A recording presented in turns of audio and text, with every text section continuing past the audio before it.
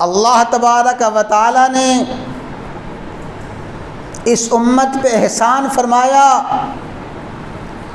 اور امام الانبیاء سید الانبیاء سیدنا و مولانا محمد الرسول اللہ صلی اللہ تعالی وسلم نے اپنی رحمت سے اپنی امت کے بہت سے اہل ایمان کو شہید قرار دیا ہے، بہت سے اہل ایمان کو شہادت کا رتبہ، شہادت کا مقام اور مرتبہ عطا فرمایا ہے۔ وہ میدان قتال میں نہیں گئے، لڑے نہیں ہیں، ان کا وجود گولیوں سے بموں سے چھلنی نہیں ہوا، تیر اور تلوار سے ان کے جسم کا کیما نہیں بنا، بغیر میدان قتال کے، بغیر لڑائی کے اللہ تعالیٰ نے ان کو شہادت کا مقام عطا فرمایا اور رسول اللہ صلی اللہ علیہ وسلم نے ان کو شہید اپنی زبان نبوت سے ارشاد فرمایا۔ صحیح حدیث ہے،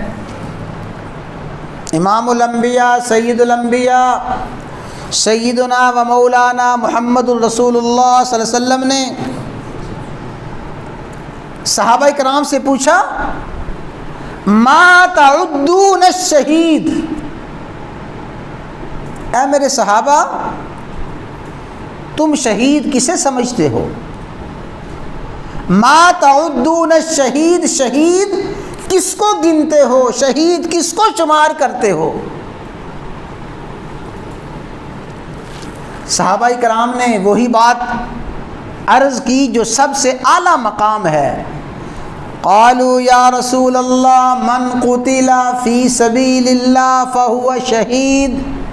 یا رسول اللہ صلی اللہ علیہ وسلم جو اللہ کے راستے میں لڑتا ہوا، جنگ کرتا ہوا مارا جائے، شہید وہی ہے۔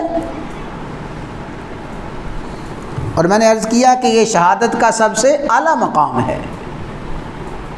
یا رسول اللہ جو اللہ کے راستے میں جنگ کرتے ہوئے، لڑتے ہوئے مارا جائے وہ شہید ہے۔ پتہ ہے آقا نے کیا فرمایا؟ فرمایا اگر تم اللہ کے راستے میں مارے جانے والے ہی کو شہید کہتے ہو، اذن لقلیل فی امتی، پھر تو میری امت میں شہداء بہت کم ہوں گے۔ اگر صرف تم اللہ کے راستے میں لڑتے ہوئے مارے جانے والے کو شہید کہو، پھر تو میری امت میں شہداء بہت کم ہوں گے۔ ظاہر ہے امت کی اتنی کثرت، بے حد و بے شمار امت محمدیہ ہے، کتنے امت محمدیہ میں خوش قسمت، خوش بخت ہوں گے جو قتال میں، لڑائی میں مارے جائیں۔ تو فرمایا اگر صرف ان کو تم شہید کہو تو پھر تو وہ تھوڑے ہوں گے۔ سن لو،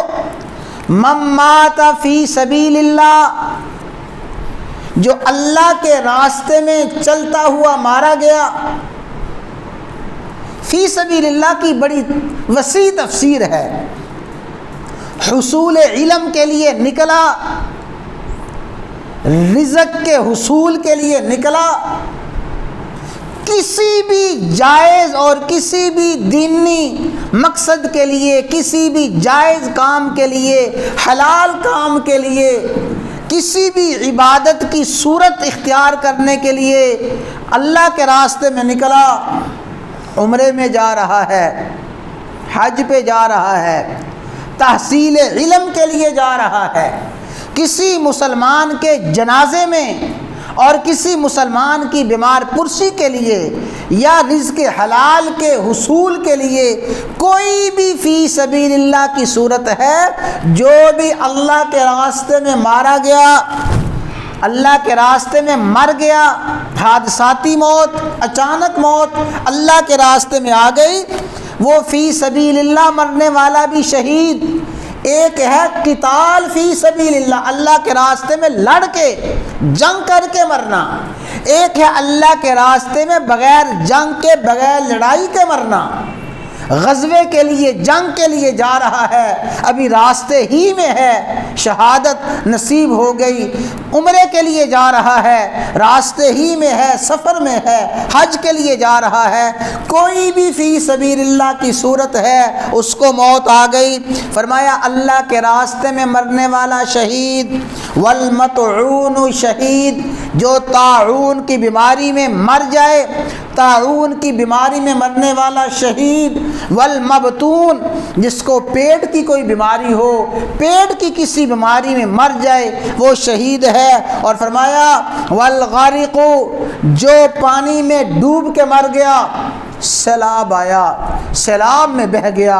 پانی کا ریلا آیا، اس میں بہہ گیا، اور ندی میں، نالی میں، دریا میں، سمندر میں غرق ہو گیا، فرمایا وہ شہید ہے، والہدم، اور جو کسی دیوار کے نیچے، کسی عمارت کے نیچے دب کے مر گیا ہے، وہ شہید ہے، فرمایا ہے میرے صحابہ اگر تم صرف اللہ کے راستے میں لڑ کے جان دینے والے کو شہید کہو گے، پھر تو میری امت میں تھوڑے ہی شہداء ہیں، سن لو جس کو ان صورتوں میں سے کسی ایک صورت میں موت آ گئی، اللہ تعالیٰ اسے بھی شہادت کا مقام عطا فرمائیں گے۔